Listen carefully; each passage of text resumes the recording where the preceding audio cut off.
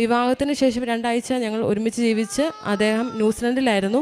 ന്യൂസിലൻഡിലേക്ക് തിരിച്ചു പോയതിന് ശേഷം ഒരു 1.5 മാസം കഴിഞ്ഞപ്പോഴേക്കും എനിക്ക് വിസയ്ക്ക് വേണ്ടി അപ്ലൈ ചെയ്തു, ഹസ്ബൻഡിൻ്റെ ന്യൂസിലൻഡിലേക്ക് പോകാൻ വേണ്ടി. പക്ഷേ വിസ ഇട്ടതിന് ശേഷം വിസ ലഭിക്കുന്നില്ലായിരുന്നു. ഇമിഗ്രേഷനിൽ ചോദിക്കുമ്പോൾ വെയിറ്റിംഗ് ആണ്, ബാക്ക്ലോഗാണ്, വിസ ലഭിക്കാൻ സമയമെടുക്കുമെന്ന് പറഞ്ഞുകൊണ്ടിരുന്നു. അങ്ങനെ 2-3 മാസം, കുറച്ച് മാസം എടുത്തു, വെയിറ്റിംഗ് തന്നെയായിരുന്നു. അങ്ങനെ ഒക്ടോബർ 2019 എൻ്റെ വിസ റിജക്റ്റ് ചെയ്തു.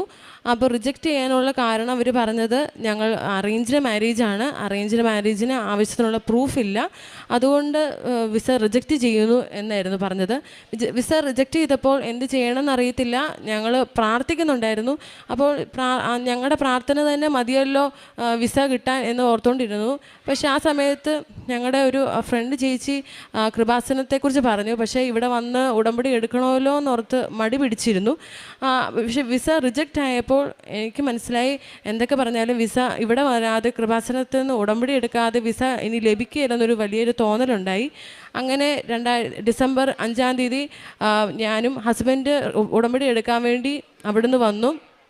അങ്ങനെ ന്യൂസിലൻഡിൽ വന്ന് ഞങ്ങൾ രണ്ടുപേരും കൂടെ ഇവിടെ വന്ന് ഉടമ്പടി എടുത്തു. 5-ാം തീയതി ഉടമ്പടി എടുത്തതിന് ശേഷം പ്രാർത്ഥിച്ചുകൊണ്ടിരുന്നു. തൈലം പുരട്ടി പ്രാർത്ഥിച്ചു. അതുവരെ കാശുരൂപം വെച്ചു പ്രാർത്ഥിച്ചുകൊണ്ടിരുന്നു. പത്രം എല്ലാവർക്കും വിതരണം ചെയ്തു.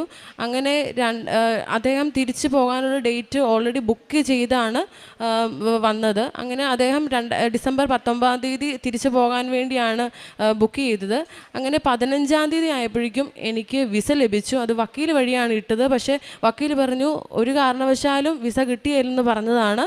പക്ഷേ മാതാവിൻ്റെയോ ദൈവത്തിൻ്റെ കൃപ കൊണ്ടാണെന്ന് തോന്നുന്നു വിസ ലഭിച്ചു. അങ്ങനെ ഞങ്ങൾക്ക് 2-3 ദിവസത്തിന് മുമ്പ് വിസ ലഭിച്ച് ഞാനും ഹസ്ബൻഡും കൂടെ ഡിസംബർ 19-ാം തീയതി ഞങ്ങൾ ന്യൂസിലൻഡിലേക്ക് പോയി.